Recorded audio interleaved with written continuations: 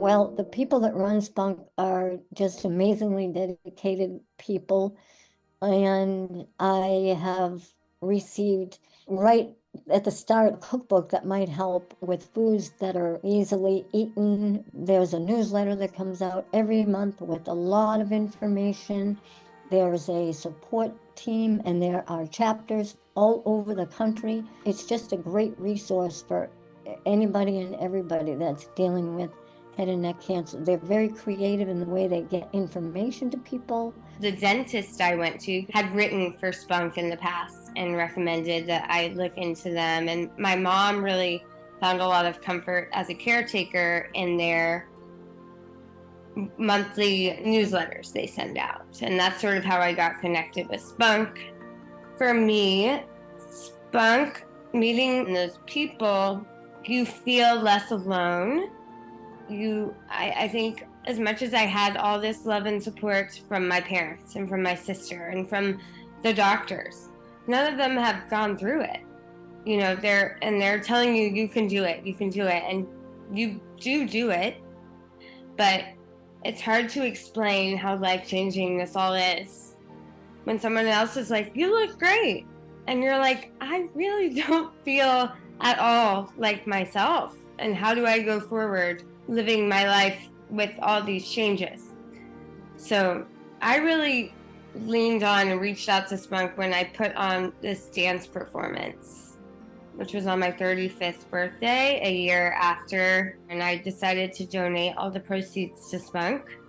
And their loving support and advocacy, and they're very much about educating people about head and neck cancer and sort of heading it off at the pass as early as possible and trying to get people to learn about it and know about it, so you're not like me in an appointment never hearing of tongue cancer before.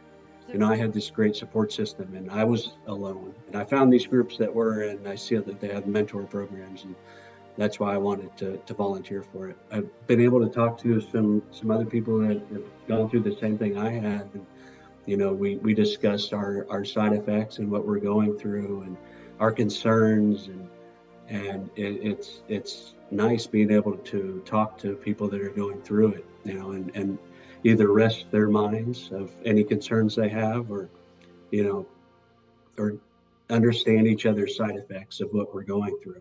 It's a great program, absolutely. I think it's very important for anyone going through cancer treatment to find a support group. Jim ended up being my sponsor, and so if ever I had a question, he was there to help me figure out what to expect and provide encouragement and give my wife some relief from hearing my story. I joined my local SPOHNC group, which was started in Camp Hill area, Mechanicsburg, Pennsylvania. There's probably 30 to 40 people in our local SPOHNC group. Some are caregivers, mostly are patients. It provides support for my wife if she needs it. And I think she did at times. They asked me if I could help out others, and that's what I did.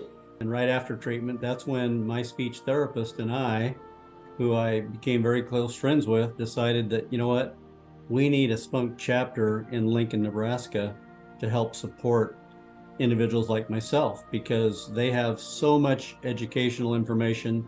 They have life stories of people that have been on your journey. They just have so many resources that they can provide. And I think SPOHNC does a great job of filtering that and getting the right information. So we kind of learn from them, some of the doctors that are involved, but SPOHNC's been a great resource, and can't say enough about how good they are for patients like myself. Talking about SPOHNC and the impact that it has, you know, I see for him how wonderful it's been, you know, to have other people there, you know, to talk to. But I'd say he is such a great supporter of other people. For me to know that there are other people that are there for him, for me, being a spouse of that too, going to some of their events and knowing what that's like, and the relationships that are built there because they have that common bond of going through that together. And then also as caregivers, I mean, you go through a lot yourself too as the caregiver. And so knowing that there's somebody else that understands that, because a lot of the focus is on the patient a lot of times. And so it's good to have people there that get it. I think Spunk's been a huge part of our life and will continue to be.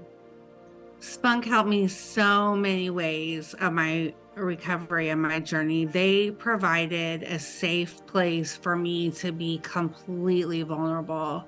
And the staff, oh my goodness, so caring, so supportive. Spunk is the sponsor of the group I meet with monthly. It is hosted at the hospital, at the cancer center where I had my treatment.